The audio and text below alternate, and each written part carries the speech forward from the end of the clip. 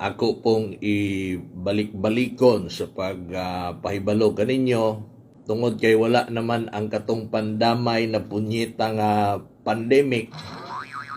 Balik na ang gikahinaman sa katawhang dabsuranon, no? Atong naandan sa panahon pa ni late Governor Dodo Cagas nga gipadayon sa anak si Mark ug karon sa asawa ni Gov Mark nga atuang kasamtangang gobernadora Yvonne Ronya Cagas ang mga proyekto o programa nga naandan sa mga dabsuranon sama na lamang sa medical mission.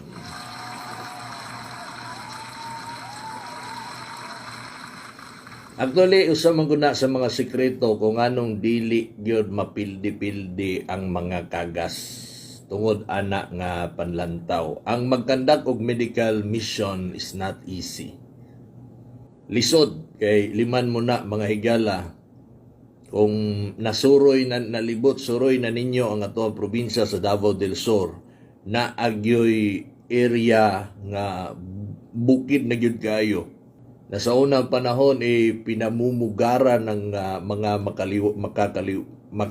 makakaliwang grupo. Okay? Mga rebelde. Pero unsay gihimo sa administrasyong Cagas? Tiaw mo na ha. Nisaka sa bukid ang mga doktor nagbitbit og mga tambal. Nagunsa man na dito bukid, nagunsa man na dito, wa man na maligyag tambal dito. Nanghatag og serbisyong medikal.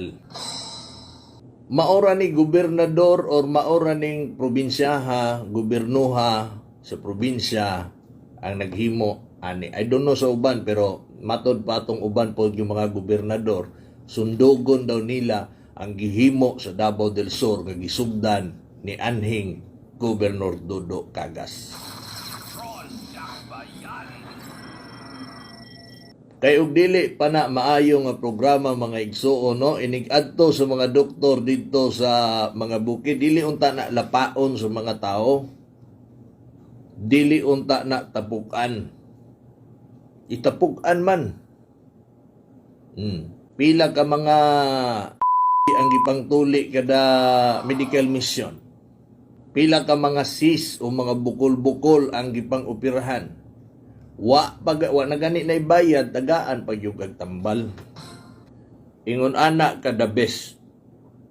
Sama aning maize coffee mix. O pitilami agyo. Wow. Okay? Then gawa sa medical mission, kasamtangan gi-construct ang pagpanindot sa tuang wall sa Don Mariano Elementary School. Yan ay sakop sa Barangay Sunatres. Alright? O kana nga maong proyekto iya sa Provincial Government of Davao del Sur under the leadership of Governor Yvonne.